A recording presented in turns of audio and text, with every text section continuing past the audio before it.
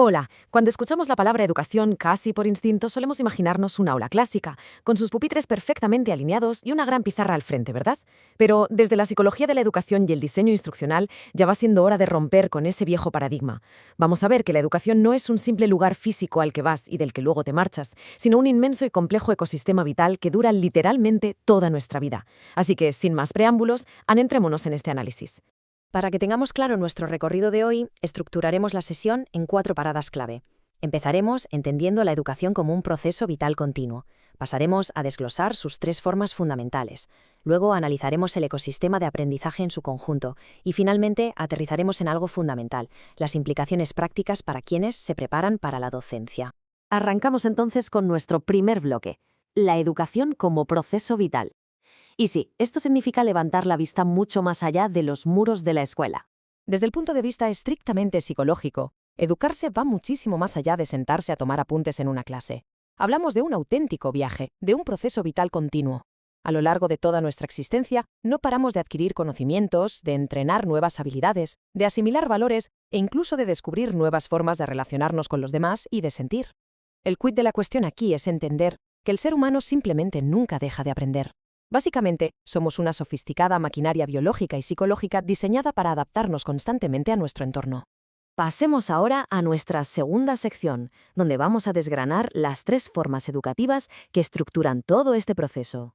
Son los auténticos pilares de nuestro aprendizaje. Podemos organizar nuestro entorno de aprendizaje en 3 grandes categorías, que como veremos están muy conectadas. Por un lado tenemos la educación formal. Esta es la más conocida. Ocurre en instituciones, con sus horarios rígidos y sus títulos oficiales, como puede ser una clase universitaria. Luego está la educación no formal, que sucede fuera de ese sistema tradicional. Es un aprendizaje estructurado pero más libre y voluntario, como cuando te apuntas a un taller de fotografía o a un centro comunitario. Y por último, la educación informal. Esta es la vida misma, sin currículos ni planes de estudio. Es ese aprendizaje cotidiano y casi invisible, como aprender a cocinar viendo a un familiar o trasteando intuitivamente con una nueva aplicación en el móvil. Si echamos la vista un poco hacia atrás para analizar la educación formal, vemos que el conductismo solía basar el aprendizaje en un sistema de refuerzos, premios y castigos, como las calificaciones. Más tarde, el cognitivismo nos explicó el cerebro casi como un ordenador procesando datos. Pero atención, porque aquí es donde entra el constructivismo. Gigantes de la psicología como Piaget y Vygotsky nos demostraron que el alumno no es un recipiente vacío, sino que construye activamente su propio conocimiento a partir de lo que ya sabe. Y para que esa construcción sea sólida, es absolutamente crucial que exista un clima emocional seguro. Esa confianza que logra generar el docente es el abono indispensable para que el aprendizaje florezca de verdad. Y ya que mencionamos a Vygotsky, es el momento perfecto para hablar de su famosísima zona de desarrollo próximo, o ZDP. Para entenderlo de forma sencilla, pensad en un andamio de obra. Cuando queremos alcanzar nuevas alturas en nuestro conocimiento, a menudo necesitamos una estructura de apoyo temporal de alguien que tenga más experiencia.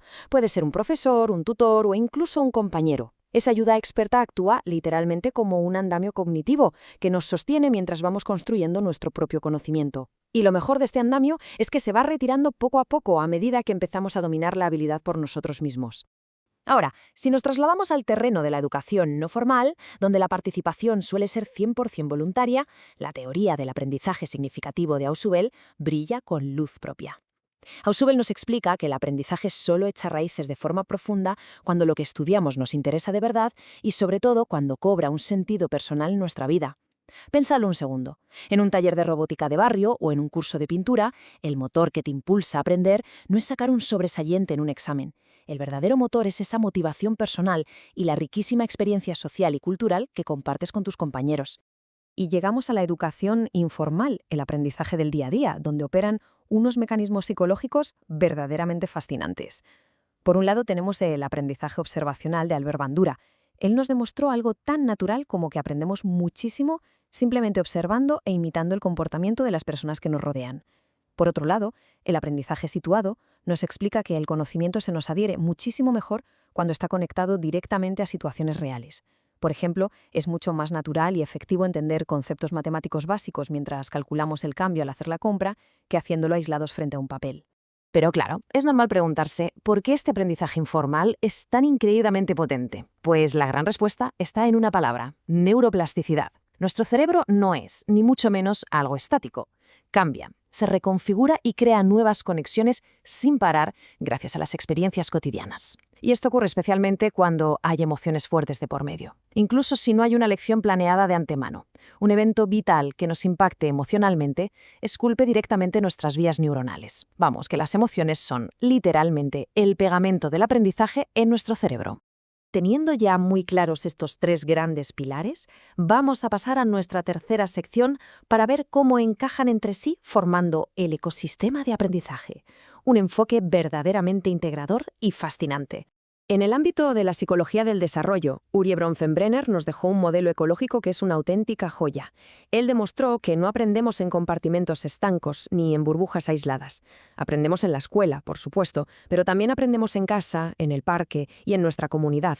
Todos estos espacios forman una gigantesca red, un ecosistema de aprendizaje continuo.